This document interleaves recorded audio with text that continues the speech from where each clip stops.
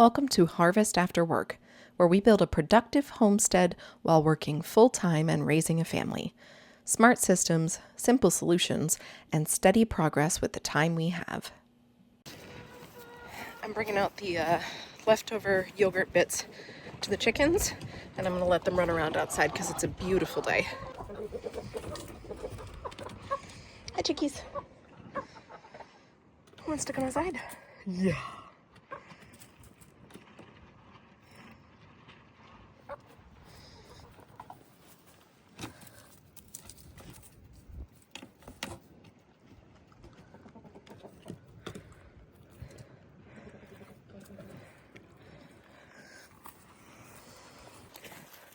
It's like 60 degrees outside, and I'm enjoying a little bit of fresh air on my lunch break.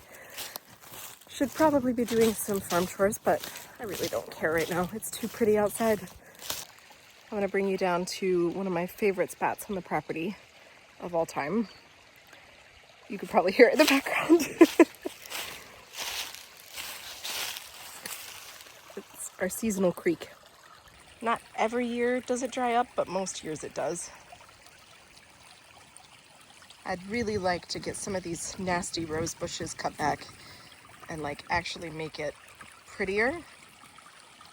Plus all these trees that fell down around it. Like it could be a lot nicer than it is. I would love to make this into a cold dip someday. Like to dig this whole area out and use it as a cool soak, because it is very cold even in the summer. So I don't know what feeds it. We have a pond technically that's the dam is breaking, and further up from our property there has to be a spring somewhere feeding this, but we can't find it. We have tried. So yeah, tips would be wonderful because we can't seem to find the water source. So this was the pond. It's now just a puddle, which is really kind of sad. It used to come up, so from here, it used to come up all the way over there and come back quite a ways to like over there. And it's significantly lower than it was last year because they let the dam go bad. This is technically our neighbor's property. It would have been ours if we had bought the full 70 acres. Yeah, so like you can see, it's dropped significantly, and all of this is rose bushes. At least that's what it looks like. Rose bushes and scrub apples. So sad. You guys, this has been a lifelong dream of mine to own a fig tree. I got two, and we're gonna see if I can actually grow figs in zone 5B. I don't know. I love figs. My grandfather had figs in his backyard in Southern California, and they're my favorite fruit by far. So we're gonna see how this goes. All right, it's Friday. We're out in the garden. It's very bright. Hi. But I wanted to show you guys, if you can hear me over the wind, what garlic looks like when you let it go to seed, because it's actually really interesting. You can totally grow garlic from seed.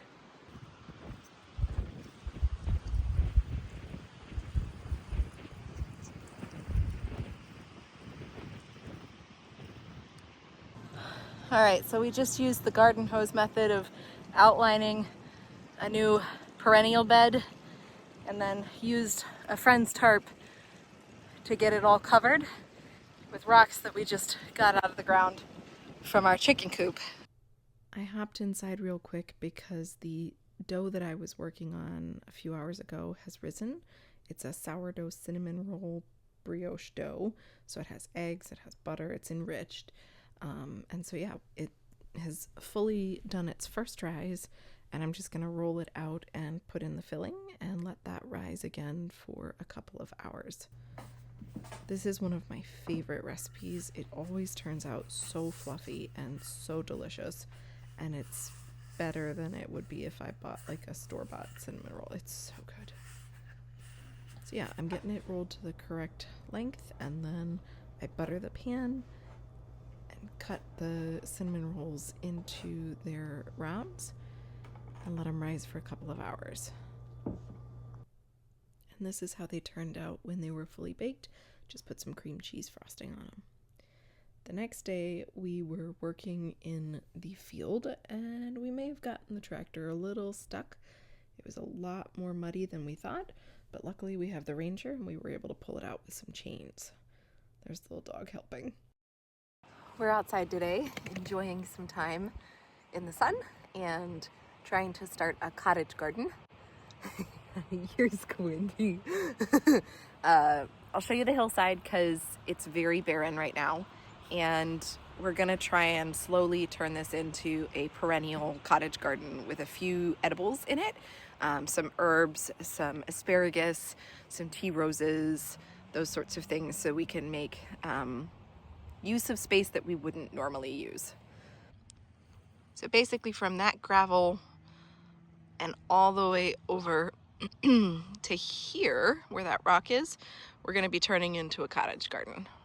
We're gonna go from probably about here to here with some rows of asparagus, and then perennial flowers and herbs, a pathway coming from over here up to basically where the dog and Addie are.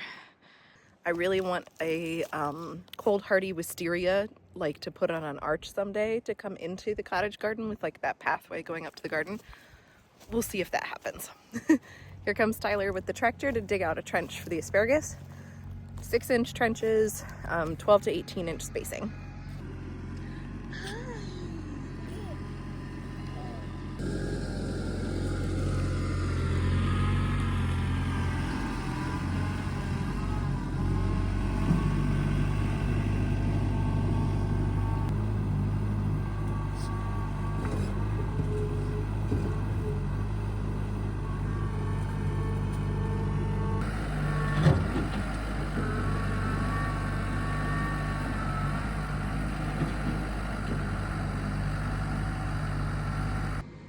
All right, so we got our 10 asparagus bare roots planted there.